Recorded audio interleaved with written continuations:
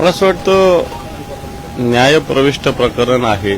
जर त्यांनी न्यायालयात याचिका दाखल केली असेल तर न्यायालय योग्य ते निर्देश देतील, योग्य ती भूमिका घेतील. न्यायालयावर आपल्याला विश्वास ठेवावा लागेल.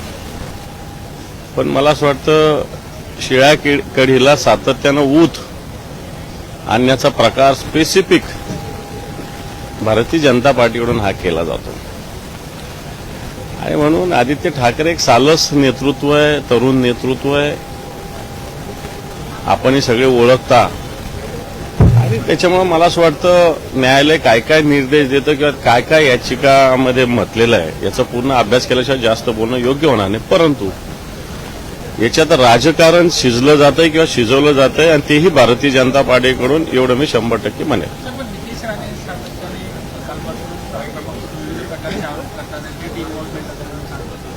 हे बघा 5 वर्ष झालेले, हे सरकार येऊन 3 वर्ष झालेली आहे.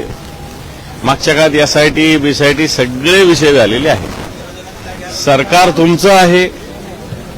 तुम्हाला वाटलं, कोर्टाला वाटलं, आता मला असं वाटतं योग्य ते पावलं तुम्ही उचलले पाहिजे. उगाच बोलण्याला काय अर्थ आहे. देवेंद्र फडणवीस यांनी जेव्हा आपण भेटी असतो तेव्हा राजीनामा पाळायचं असं म्हणतात. नितीश राणेंनी जे काही वक्तव्य असेल या सगळ्या प्रकरणावर बोललं. मला असं वाटतं भारतीय जनता पार्टी ठरवून ह्या गोष्टी करते.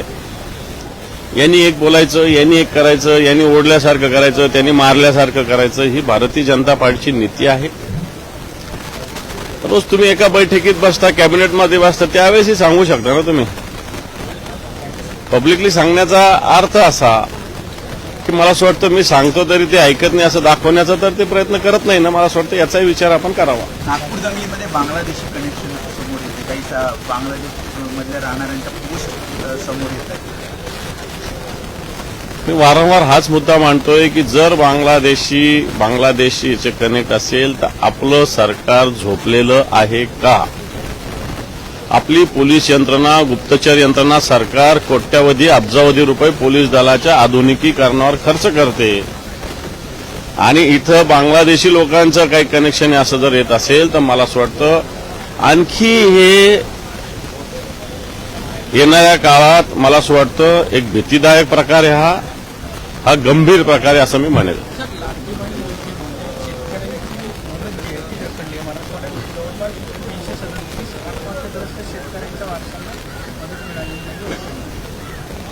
हे 337 वारसांना मदत मिळाली हा तर एक स्वतंत्र विषय. याला काय फार रक्कम मोठी नाही लागणार आहे.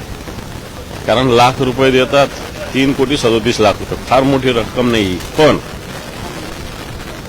शेतकऱ्यांचे वेगवेगळे अनुदान, अतिवृष्टीचे असेल, दुष्काळाचे असेल, हे सगळे अनुदान रखडलेले. इन्शुरन्स असेल, इन्शुरन्सचा तर समजा सरकारचा संबंध नाही, पण बाकीचं अनुदान रखडलेलं आहे. लाडकी बहीण योजना सरकारने आखली, चांगली योजना, काही हरकत नाही. परंतु अंतरून पाहून पाय पसरले पाहिजे. ते सरकारकडून होत नाही हे 100% म्हणता येईल.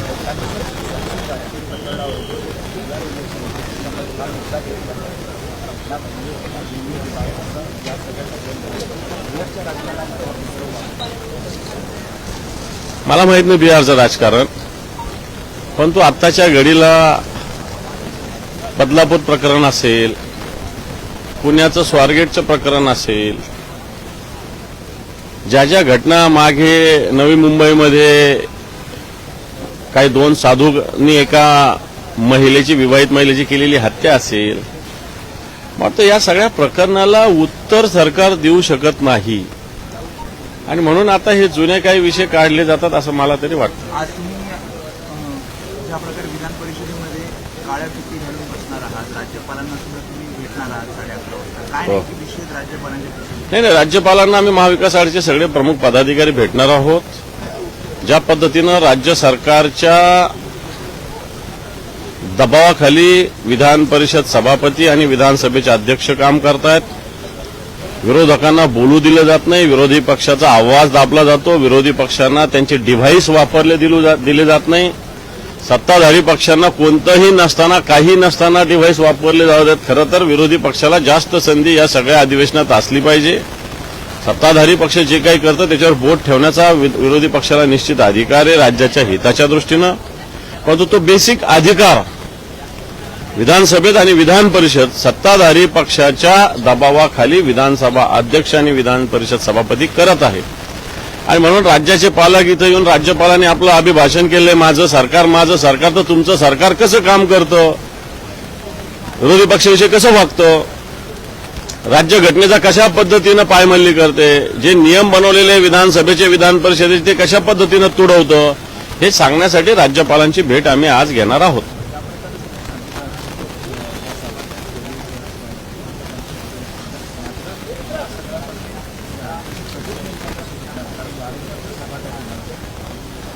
हे पण राज्याचे प्रश्न सोडवण्यासाठी राज्य सरकारचीच इच्छा नाही. आता तुम्ही मला सांगा, सत्ताधारी पक्षच वॉकआउट करतो, सत्ताधारी पक्षच गोंधळ घालतो, सत्ताधारी पक्षच वेगवेगळे विषय उचलतो.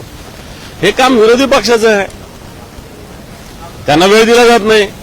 सत्ताधारी पक्षाचेच लोक विषय निर्माण करतात आणि सत्ताधारी पक्षाच्या मुळेच वेगवेगळ्या वेळेस सभागृह तहकूब करावं लागलेलं आहे. आणि म्हणून खरं तर सभागृह चालवणं सत्ताधारी पक्षाची जबाबदारी असताना सत्ताधारी पक्ष हे सभागृह चालवण्याची भूमिका घेतात. हे लोकशाहीसाठी घातक आहे, या महाराष्ट्रासाठी घातक आहे. असं महाराष्ट्रात कधीही झालेलं नाही. विरोधामध्ये 2-2, 4-4 आमदार असताना सुद्धा त्यांना पूर्ण संधी दिली जात होती. आता तरी आमची साईज बरी आहे ना, चांगली आहे ना, त्याला काय वाईट आहे असं थोडी म्हणता येईल, पण त्यांना संधी दिली जात नाही.